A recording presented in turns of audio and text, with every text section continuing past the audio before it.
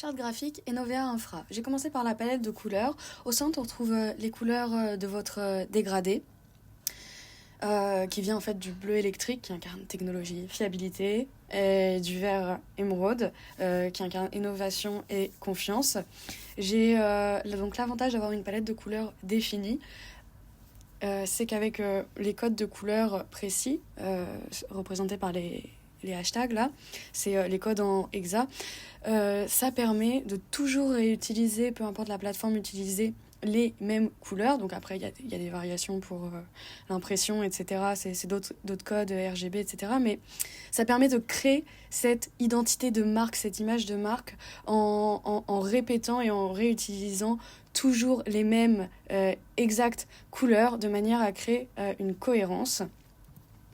Ensuite, j'ai représenté votre logo actuel, mais j'ai également représenté une version en noir et blanc et une version sur fond noir, puisque normalement, quand on vous délivre un logo, on doit vous le délivrer de manière à ce que vous puissiez faire des impressions également en noir et blanc. Ça arrive souvent quand on imprime des documents. Et également, il y aura des applications sur un fond qui nécessitent que le logo apparaisse en blanc, d'où ces trois variations. Et je me suis permise de proposer, de suggérer une variation de logo qui est... alors, j'ai pris pour la partie symbole, c'est un logo typo, donc ça mélange un symbole et de l'écriture. J'ai pris le bouclier, symbole universel de sécurité, à l'intérieur duquel j'ai réinséré les méridiens du logo originel Enovea, qui est évocateur de communication mondiale, de réseau. Le infra, j'ai calligraphié une nouvelle typo pour qu'il apparaisse plus structuré, plus fort. Il est un peu ici comme le socle sur lequel repose Enovea. Et ainsi transmet mieux, je pense, votre message, qui est d'incarner la sécurité et la base solide sur laquelle peuvent se déployer l'activité de vos clients.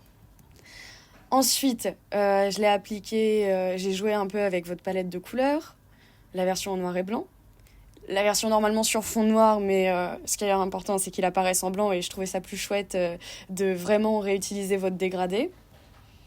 Ensuite, pour les typographies. La typographie, en fait, ça va vraiment, de ce qu'on m'enseigne dans mes cours de design, passer des messages inconscients aux gens et utiliser des typos sens. Donc ça veut dire les typos où il n'y a pas les sérifs. Il y a les sérifs et les sans sérifs. Et les sens, c'est celles où on n'a pas les petits empattements.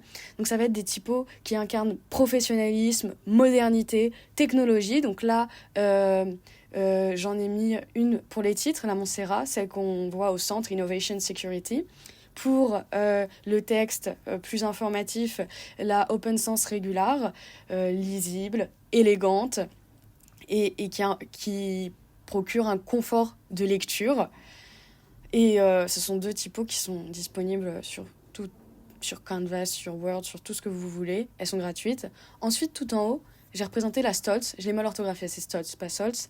C'est une typographie de la Bauhaus, donc un courant de design des années 20. Donc, il faut se dire qu'elle a quasiment plus de 100 ans, en fait, cette typo. Et c'est celle qui est utilisée pour le logo Enovea. Je la trouve très belle, très géométrique. Elle va avoir une lisibilité moins confortable, mais elle peut être utilisée pour des accroches, des messages courts, impactants. Et c'est un peu la Enovea Touch. Ensuite, en jouant avec ce minimalisme géométrique et votre palette de couleurs, j'ai créé des premiers symboles, donc le symbole du cloud. Ensuite, on peut jouer encore plus sur votre palette de couleurs en représentant en utilisant votre dégradé phare et en jouant aussi sur des variations de ce dégradé. On peut aussi, comme vous voyez à droite, utiliser des effets 3D pour plus de modernité. Si ça vous intéresse, c'est tout à fait faisable pour n'importe quel type de symbole. Les représentations en noir et blanc. Ensuite, j'ai décidé de vous présenter un peu le mood board duquel j'aimerais m'inspirer pour créer plus de design Enovea Infra. C'est le courant de la Bauhaus, qui, donc, vous voyez là, 1919. Ça a plus de 100 ans, c'est très minimaliste, très géométrique, et je pense que, vu la complexité de la cybersécurité, ce serait pas mal d'avoir une une image de marque qui transmet une idée de simplification extrême de concepts complexes pour rassurer le client et construire sa confiance au travers d'une communication claire et extrêmement simpliste. Donc j'ai joué avec votre palette, en mélangeant votre palette de couleurs et des designs, on peut de la Bauhaus, on peut, voilà, des exemples d'applications. Après, libre cours à l'imagination, pareil avec des effets 3D. Là j'ai créé des affiches.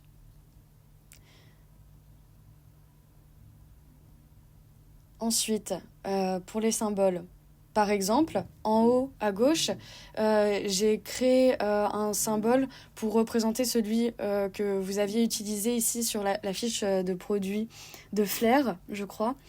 Peut-être que je trouvais, moi, personnellement, plus explicite parce que là, les flèches qui représenteraient la menace sont renvoyées, en fait, ne parviennent pas à pénétrer le cœur du symbole, le noyau. Et donc, je trouvais que c'était plus explicite sur l'idée de prevent any extraction of information. Donc voilà, ça c'est des idées de symboles que je pourrais vous créer. Ensuite, en dessous, c'est des symboles, bon là, générés par IA, comme vous pouvez voir, mais qui peuvent nourrir un peu votre imagination pour de futurs symboles que je pourrais adapter avec votre charte graphique. Et ensuite, pour comment on pourrait fonctionner, j'ai créé un drive avec une feuille de calcul pour les commandes où on pourrait mettre tout ce que vous souhaitez qu'il soit fait. Donc, par exemple, le schéma de vulgarisation qui est en cours, en retard, mais en cours.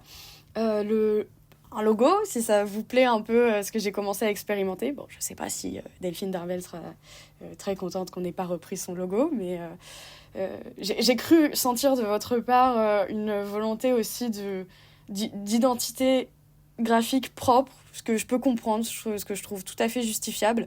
Surtout que si on change pas votre logo en noir et blanc, ce sera un peu le logo Enovea, quoi.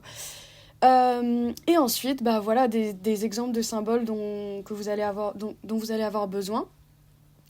VPN, Firewall, Flare Tool, Like Symbol. Ensuite, vous mettez vos descriptions, un peu ce que vous voulez, plus ou moins, ou pas d'ailleurs, je n'ai pas besoin de beaucoup d'explications sur des symboles. Les dimensions souhaitées, par exemple, le schéma de vulgarisation, il va être affiché sur un écran. Ensuite, les formats souhaités, PNG, SVG, web, Photoshop, enfin bref, il y en a plein.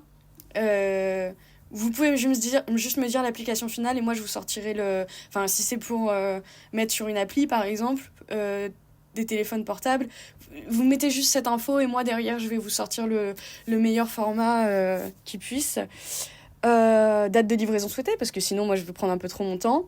Les corrections, les remarques et derrière, voilà, on se met des petits fichiers où vous avez votre contenu disponible et derrière vous pouvez l'implémenter dans votre canvas et ça vous permet d'avoir vos symboles à vous quand vous créez vos présentations, quand vous créez votre infographie, etc. Donc voilà, j'attends vos retours pour savoir ce que vous en pensez, si ça vous inspire, si vous avez envie qu'on continue. Et puis en attendant, je développe le schéma que vous m'aviez demandé initialement en partant un peu de cette charte graphique.